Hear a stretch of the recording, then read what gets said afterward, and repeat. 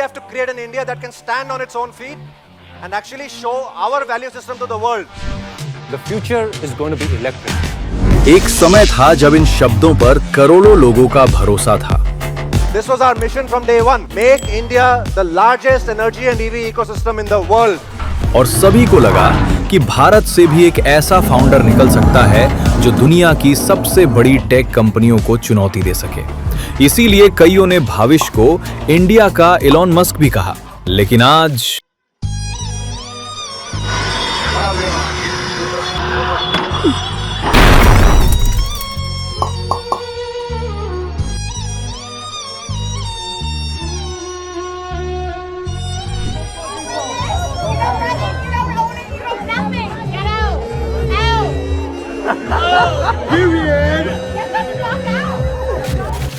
तो सवाल ये है, ये हुआ कैसे? साल 2010 में भाविश अग्रवाल का स्टार्टअप ओला कैब्स किसी रेवोल्यूशन से कम नहीं था। I'm one of them. I've had a bad taxi experience multiple times over. So I thought I should do something to fix that. इससे पहले टैक्सी ढूंढना मुश्किल था, किराया अनप्रिडिक्टेबल था और एक्सपीरियंस अनरिलायबल।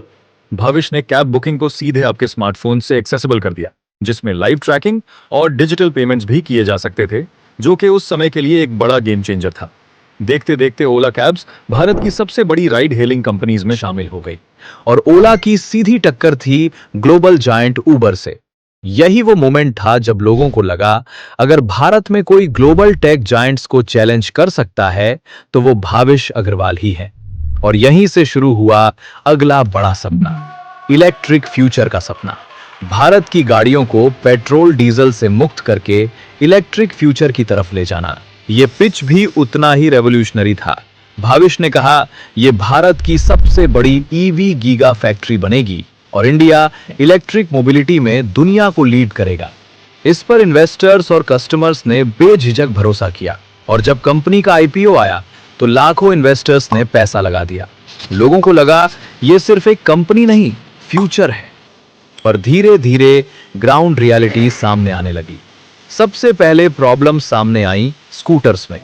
कस्टमर्स ने शिकायतें की कि स्कूटर्स अचानक बंद हो जाते हैं, सॉफ्टवेयर ग्लिचेस आते हैं, सर्विस सेंटर्स बहुत कम है और कंप्लेन करने पर रिस्पॉन्स मिलना मुश्किल है। देखा जाए तो ना के बराबर ही है। और इसी के चलते 2022 में कई इंसिडेंट सामने आए जहां इलेक्ट्रिक स्कूटर्स में आग लगने के वीडियो सोशल मीडिया पर वायरल हो गए। लोगों ने कहना शुरू कर दिया, इलेक्ट्रिक स्कूटर तो मिल गया लेकिन सेफ्टी भगवान भरोसे। अभी आपने जो वीडियो देखा, ये सोशल मीडिया पर बम्पर वायरल है। क्यों वायरल है? क्योंकि एक शख्स ने दुख में आकर या फ्रस्ट्रेशन में आकर ओला के शोरूम में ही आग लगा दी। जैसे जैसे कंप्लेंट्स बढ़ी, वैसे वैसे ट्रोलिंग भी बढ़ने लगी। एक्स पर कस्टमर्स रिव्यूज, मीम्स और कंप्लेंट्स वायरल होने लगे और लोग ओला की सर्विस नेटवर्क का मजाक उड़ाने लगे। इसी बीच भाविश अग्रवाल के कॉन्फिडेंट ट्वीट्स भी कई बार कंट्रोवर्सी बन गए। यहां भी दो पक्ष देखने मिले। कुछ लोगों को उनका कॉन्फिडेंस इंस्पिरेशन लगा, लेकिन कुछ को वो ओवर कॉन्फिडेंस दिखने लगा। और इसी दौरान एक और बड़ा वादा अटक गया, ओला की गीगा फैक्ट्री। कंपनी ने दावा किया था कि भारत की ये सबसे बड़ी ईवी मैन्युफैक्चरिंग फैसिलिटी बनेगी, लेकिन प्रोजेक्ट रेगुलेटरी हर्डल्स, अप्रूवल्स और डिलेज में फंस गया। जिस फैक्ट्री को ईवी रेवोल्यूशन का सेंटर कहा जा रहा था, वो लंबे समय तक अधूरी ही पड़ी रही। इसी बीच ओला ने एक और बड़ा सपना दिखाया, इलेक्ट्रिक कार्स का। प्रोटोटाइप दिखाए गए, प्रेजेंटेशंस हुई, हेडलाइंस बनी, लेकिन आज इतने साल हो गए पर ओला की इलेक्ट्रिक कार मार्केट में प्रॉपरली लॉन्च नहीं हुई। कस्टमर्स के लिए वो सपना अभी भी सपना ही है। इसी दौरान ईवी मार्केट में कंपटीशन भी तेजी से बढ़ने लगा। कंपनीज जैसे Ather Energy, TVS Motor Company और बजाज ऑटो अपनी रिलायबल ईवीज के साथ मार्केट में मजबूत होती गईं। पर सबसे बड़ा झटका लगा जब आईपीओ प्राइस 76 रुपयों से गिरते गिरते लगभग 27 रुपयों तक पहुंच गया, यानी करीब 82% की गिरावट। मार्केट शेयर जो कभी लगभग 35% था, गिरकर करीब 5.8% तक आ गया। रेवेन्यू घटने लगा, लॉसेस बढ़ते गए और कई ब्रोकरेजेस ने टारगेट प्राइस 20 रुपयों के आसपास कर दिया। लेकिन शायद सबसे बड़ा नुकसान फाइनेंशियल नहीं था, सबसे बड़ा नुकसान हुआ ट्रस्ट का।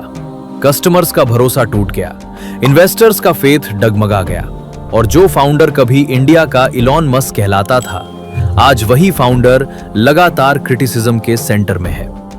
आज सवाल यही है, क्या ओला इलेक्ट्रिक फिर से कमबैक कर पाएगी या ये भारत की स्टार्टअप दुनिया की सबसे बड़ी डाउनफॉल स्टोरीज में से एक बनकर रह जाएगी? नीचे कमेंट्स में अपनी राय जरूर बताइए और ऐसी ही डीप डाइव बिजनेस स्टोरीज के लिए ज्ञानी मंग को फॉलो करना मत भूलिए।